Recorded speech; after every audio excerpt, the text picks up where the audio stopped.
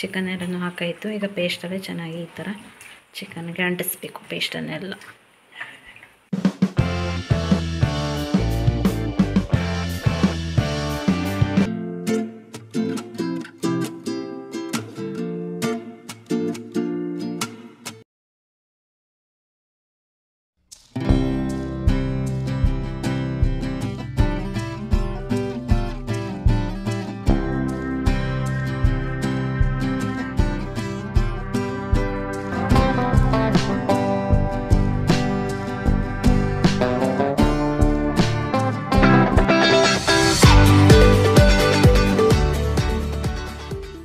Hi friends, Honnavara lifestyle YouTube ಚಾನಲ್ಗೆ ತಮ್ಮೆಲ್ಲರಿಗೂ ಮತ್ತೊಮ್ಮೆ ಸ್ವಾಗತ. ನಾನು ನಿಮ್ಮ ಚೈತ್ರ. ಹಾಗೆ ತಮ್ಮನೇಲಿ ನೋಡಿ ನಿಮಗೆ ಗೊತ್ತಾಗಿರುತ್ತೆ, ಇವತ್ತೊಂದು ಸರ್ಪ್ರೈಸ್ ಇದೆ ಅಂತ ಹೇಳಿದ್ದೆ. ಏನಂತಂದರೆ ನಿನ್ನೆ ನಮ್ಮ ಮನೇಲಿ ತಂದೂರಿ ಮಾಡಿದ್ವಿ, ಅತ್ತೆಯವರೆಲ್ಲ ಇದ್ದರು ನೋಡಿ. ಹಾಗಾಗಿ ಸಂಜೆ ಎಂತ ಮಾಡೋದು ಅಂತ ಹೇಳ್ತಾ ಇದ್ವಿ. ಮತ್ತು ನಮ್ಮ ಅಣ್ಣನ ಕಡೆಯವರೆಲ್ಲ 1 ವರ್ಷದ ಹಿಂದೆಯಿಂದ ಪ್ಲ್ಯಾನ್ ಮಾಡ್ತಾಯಿದ್ರು, ತಂದೂರಿ ಮಾಡಬೇಕು ಮನೆಯಲ್ಲೇ, ಹೋಟೆಲಲ್ಲಿ ಬಿಟ್ಟು ಮನೆಯಲ್ಲೇ ಟ್ರೈ ಮಾಡಬೇಕು ಅಂತ ಹೇಳ್ತಿದ್ರು. ಹಾಗಾಗಿ ಇವತ್ತಿನ ದಿನ ಟ್ರೈ ಮಾಡಿದ್ವಿ. ಸಣ್ಣ ಮಳೆ ಕೂಡ ಬರ್ತಾ ಉಂಟು. ಮತ್ತು ನನಗಂತೂ ತಂದೂರಿ ಮಾಡಿ ಗೊತ್ತಿಲ್ಲ, ನಾನು ಇನ್ನವರೆಗೂ ಮಾಡಿಲ್ಲಾಗಿದೆ. ನಿನ್ನೆ ನಮ್ಮ ಅಣ್ಣಂದಿರೆಲ್ಲ ಮಾಡುವಾಗ ನೋಡಿಕೊಂಡು ಕಲ್ತ್ಕೊಂಡಿದ್ದೀನಿ. ನನಗೆ ಮನೇಲಿ ಮಾಡೋದಕ್ಕೆ ತುಂಬ ರಿಸ್ಕ್ ಅಂತ ಅನಿಸ್ಬಿಟ್ಟಿದೆ. ಹಾಗೆ ನಾವು ಹೀಗೆಲ್ಲ ಮಾಡಿದ್ದೀವಿ ಅಂತ ಇವತ್ತಿನ ಬ್ಲಾಗಲ್ಲಿ ತೋರಿಸ್ತೀವಿ. ಮತ್ತು ಏನೇನೆಲ್ಲ ಐಟಮ್ಸ್ ಎಲ್ಲ ಮಾಡಿದ್ದೀವಿ, ಹೇಗೆಲ್ಲ ಮಾಡಿದ್ದೀವಿ ಅಂತ ತೋರಿಸ್ತೀನಿ ಆಯಿತಾ ಇವತ್ತಿನ ವೀಡಿಯೋದಲ್ಲಿ. ನಾನೇನಿದ್ರು ವೀಡಿಯೋ ಮಾಡಿದ್ದು, ರೆಕಾರ್ಡ್ ಮಾಡಿದ್ದು, ಮಾತಾಡಿದ್ದು ಅಷ್ಟೇ ಬಿಟ್ಟರೆ ಮತ್ತೆಲ್ಲವೂ ಕೂಡ ನಮ್ಮಣ್ಣ ಜನ್ನೊಬ್ಬರು ಹೀಗೆ ಮಾಡಿದ್ದು ಅಷ್ಟೇ. ಮತ್ತು ತುಂಬ ಚೆನ್ನಾಗಿತ್ತು ತಂದೂರಿ ಬಂದು. ಹಾಗೆ ನಾವೆಲ್ಲ ಹೇಗೆ ಮಾಡಿದ್ದೀವಿ ಅಂತ ನೋಡಿ ಆಯಿತಾ, ತುಂಬ ಕಷ್ಟಪಟ್ಟಿದ್ದೀವಿ. ಹಾಗಾಗಿ ವಿಡಿಯೋಗೆ ಒಂದು ಲೈಕ್ ಇರಲಿ ಫ್ರೆಂಡ್ಸ್. ವಿಡಿಯೋ ಇಷ್ಟವಾಗಿದ್ದರೆ ಎಲ್ಲರೂ ಕೂಡ ಚಾನಲ್ಗೆ ಸಬ್ಸ್ಕ್ರೈಬ್ ಮಾಡ್ಕೊಳ್ಳಿ. ಮತ್ತು ನಾವು ಮಾಡಿರುವಂಥ ತಂದೂರಿ ಹೇಗಾಗಿದೆ ಅಂತ ನೀವು ಒಮ್ಮೆ ನೋಡಿ ಆಯಿತಾ. ಇವಾಗ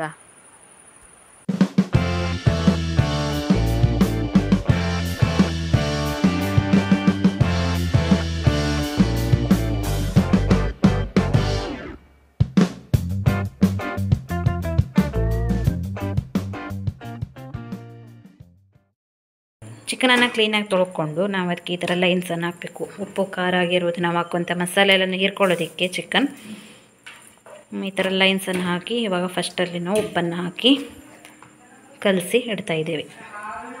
ರುಚಿಗೆ ತಕ್ಕಷ್ಟು ಉಪ್ಪನ್ನು ಹಾಕಬೇಕಾಗ್ತದೆ. ನಾವು ಟೋಟಲಿ ಏನೇನು ಐಟಮ್ಸ್ಗಳನ್ನೆಲ್ಲ ಹಾಕ್ತೀವಿ ಅಂತ ಹೇಳ್ತಾ ಇದ್ದೀವಿ ಅಷ್ಟೇ. ನಮ್ಮದು ಇದು 3 kg ಹತ್ತಿರ ಇರ್ಬೋದು ಚಿಕನ್. ಈಗ ನೋಡಿ ಈ ಥರ ಎಲ್ಲ ಮಾಡಬೇಕು.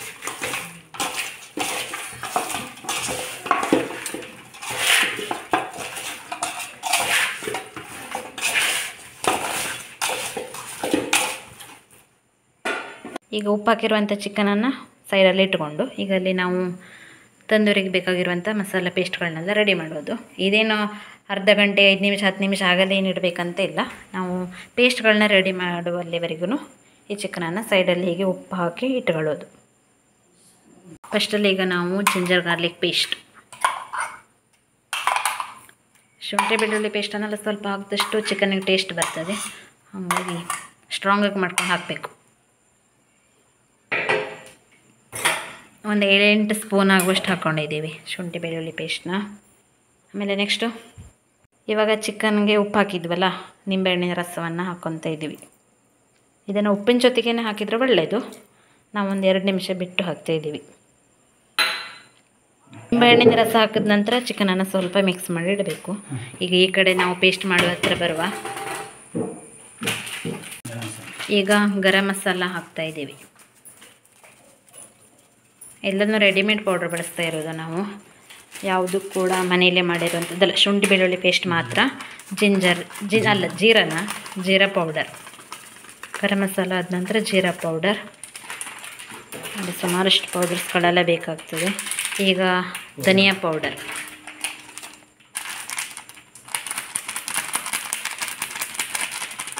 ತಂದೂರಿ ಮಾಡೋದಂತೂ ಈಸಿ ಇಲ್ಲ, ಸ್ವಲ್ಪ ಕಷ್ಟ ಉಂಟು. ಮತ್ತು ಇದಕ್ಕೆ ನುರಿತರೆ ಆಗಿರಬೇಕಾಗ್ತದೆ ಮಾಡೋದಕ್ಕೆ. ಆಮೇಲೆ ಈಗ ಕಾಶ್ಮೀರ್ ಲಾಲ್ ಮಿರ್ಚಿ ಪೌಡರ್ ಹಾಕ್ತಾಯಿದ್ದೀವಿ.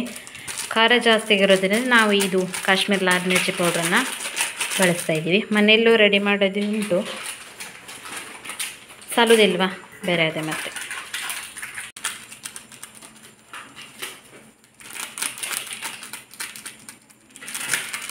ಖಾರ ಇರುತ್ತೆ ಬಿಟ್ಟರೆ ಜಾಸ್ತಿ ಮಸಾಲೆ ಆಗೋದಿಲ್ಲ, ಹಾಗಾಗಿ ಸ್ವಲ್ಪ ನಾವು ಮನೇಲಿ ಮಾಡಿರುವಂಥ ಮಿರ್ಚಿ ಪೌಡ್ರನ್ನ ಸೇರಿಸ್ತಾ ಇದ್ದೀವಿ.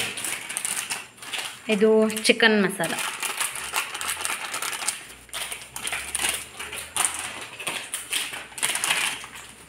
ಒಂಚೂರು ಕಬಾಬ್ ಪೌಡ್ರ್ ಹಾಕ್ತಾಯಿದ್ದೀವಿ, ತೇಜು ಕಬಾಬ್ ಮಸಾಲ.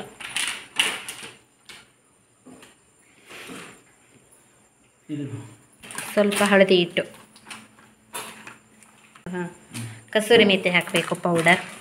ಇಲ್ಲ ಅಂತಂದ್ಬಿಟ್ರೆ ಮೇನಾಗಿ ನಾವು ಬಳಸ್ತಾ ಇರೋದು ಸುಹಾನಾ ಕಂಪನಿಯವ್ರದ್ದು ಚಿಕನ್ ತಂದೂರಿ ಮಿಕ್ಸ್. ಇದರನ್ನು ಪೇಸ್ಟ್ ರೂಪದಲ್ಲಿ ಇರ್ತದೆ, ಪೌಡರ್ ರೂಪದಲ್ಲಿ ಇರೋದಿಲ್ಲ.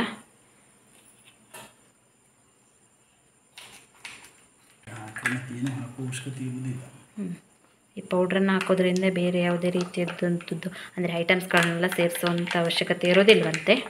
ಆದರೂ ನಾವು ಸ್ವಲ್ಪ ಸ್ವಲ್ಪ ಹಾಕಿದ್ದೀವಿ ನೋಡಿ. ಈ ಥರ ಉಂಟು ಪೇಸ್ಟ್ ಬಂದು.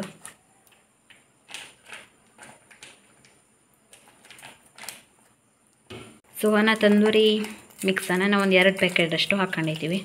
ಜಾಸ್ತಿ ಉಂಟಲ್ಲ ಚಿಕನ್, 1 ಪ್ಯಾಕ್ ಸಾಲೋದಿಲ್ಲ, ಹಾಗಾಗಿ 2 ಪ್ಯಾಕ್ ಆಗುವಷ್ಟು ಹಾಕ್ಕೊಂಡಿದ್ದೀವಿ. ಓಕೆ, ನಾವು ಕರ್ಡನ್ನು ಆ್ಯಡ್ ಮಾಡ್ತಾಯಿದ್ದೀವಿ. ಜಾಸ್ತಿ ಕರ್ಡ್ ಹಾಕಿದಷ್ಟು ಟೇಸ್ಟ್ ಬರ್ತದಂತೆ.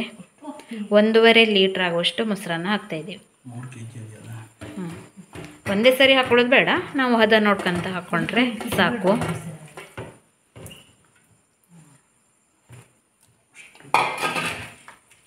ಇದು ತಂದೂರಿ ಮಾಡುವಂಥ ಮೆಥಡ್.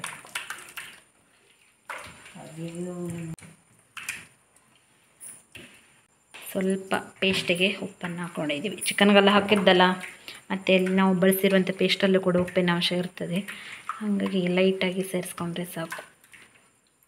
ನೋಡಿ, ತಂದೂರಿ ಪೇಸ್ಟ್ ಈ ಥರ ಇರಬೇಕು, ಮತ್ತು ತೆಳ್ಳಗೆ ಕೂಡ ಇರಬಾರ್ದು. ನೀರನ್ನೆಲ್ಲ ಹಾಕ್ಕೊಳ್ಳೇಬೇಡಿ. ಬೇಕಿದ್ದರೆ ಒಂದು ನಾಟಿ ಮೊಟ್ಟೆ ಆಗಲಿ ಒಂದು ಹಾಕ್ಕೊಂಡ್ರೆ ಒಳ್ಳೆಯದು. ಅಷ್ಟರಲ್ಲಿ ಒಂದು ಮೊಟ್ಟೆ ಹಾಕಿದ್ದೀವಿ ನೋಡಿ, ನಾಟಿ ಮೊಟ್ಟೆ ಹಾಕಿದ್ದೀವಿ ನಾವು. ಓಕೆ, ಪೇಸ್ಟ್ ರೆಡಿ ಆಯಿತು. ಈಗ ಚಿಕನನ್ನು ಹಾಕಿ ಮಿಕ್ಸ್ ಮಾಡಬೇಕು ಇನ್ನೊಮ್ಮೆ. ಸ್ವಲ್ಪ ಬಟರನ್ನು ಹಾಕ್ಕೊಳ್ತಾ ಇದ್ದೀವಿ.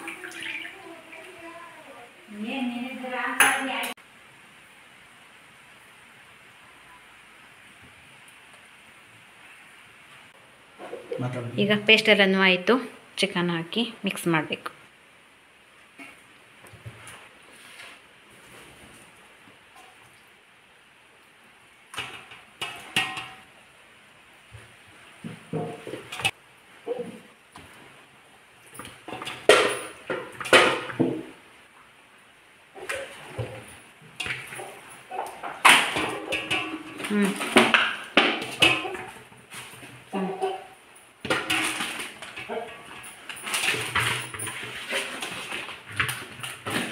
ಚಿಕನ್ ಎಲ್ಲನೂ ಹಾಕಾಯಿತು. ಈಗ ಪೇಸ್ಟಲ್ಲೇ ಚೆನ್ನಾಗಿ ಈ ಥರ ಚಿಕನ್ಗೆ ಅಂಟಿಸ್ಬೇಕು ಪೇಸ್ಟನ್ನೆಲ್ಲ.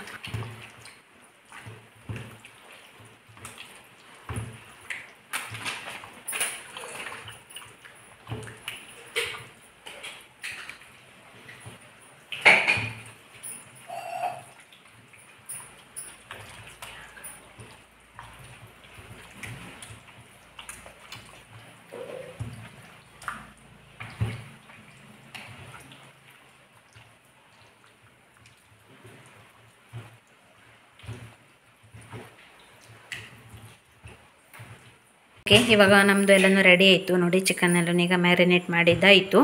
ಇನ್ನೂ ಒಂದು 4 ರಿಂದ 5 ತಾಸು ಇಟ್ಟು ಆಮೇಲೆ ತಂದೂರಿಯನ್ನು ರೆಡಿ ಮಾಡೋದು. ನೋಡಿ, ರೆಡಿ ಆಯಿತು. ಈಗ ಇದನ್ನು ಈಗ ಒಂದು 4 ರಿಂದ 5 ತಾಸು ಬಿಟ್ಟು ನೋಡೋಣ.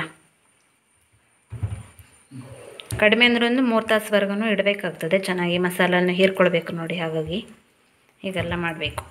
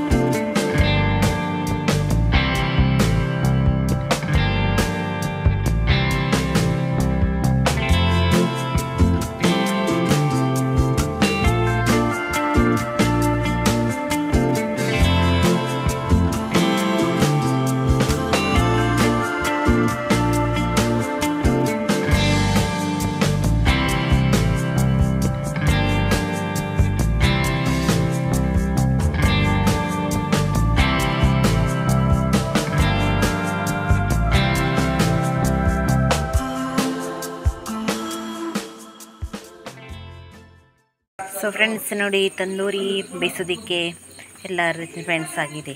ನಮ್ಮ ಮನೆ ಉಂಡಾಡಿ ಗುಂಡನಂತೂ ಬಾಯಲ್ಲಿ ನೀರಳಿಸ್ಕೊಂತಿದ್ದಾನೆ. ನಾವು ನೈಟಲ್ಲಿ ಹೊರಗಡೆ ಕ್ಯಾಂಪ್ ಹಾಕುವಂತ ಇದ್ದೀವಿ, ಫೈರ್ ಕ್ಯಾಂಪ್. ಆದರೆ ಮಳೆಯಿಂದ ಎಲ್ಲನೂ ಫೇಲ್ಯೂರ್ ಆಗಿ ಇಲ್ಲೇ ನಮ್ಮನೆ ಒಲೆಯಲ್ಲಿ ಸುಡ್ತಾ ಇದ್ದೀವಿ ನೋಡಿ. ಆಮೇಲೆ ಬಟರ್ ಕರಗಿಸ್ಕೊಂಡಿದ್ದೀವಿ ಅದಕ್ಕೆ ಹಾಕಲಿಕ್ಕೆ.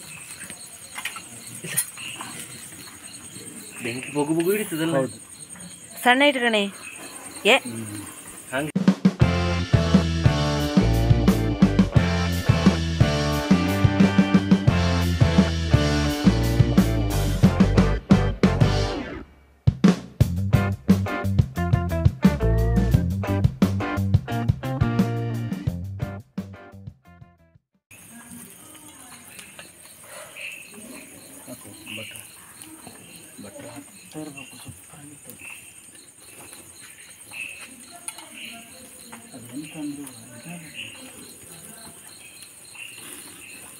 ಅದೇ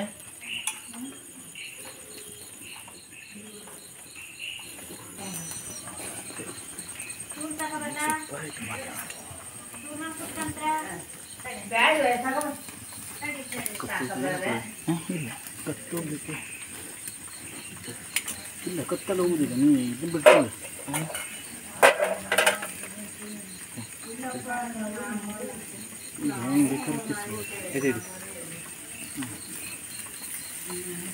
ಬಟರ್ ಬಿಡ್ಬೇಕು ಸ್ವಲ್ಪ.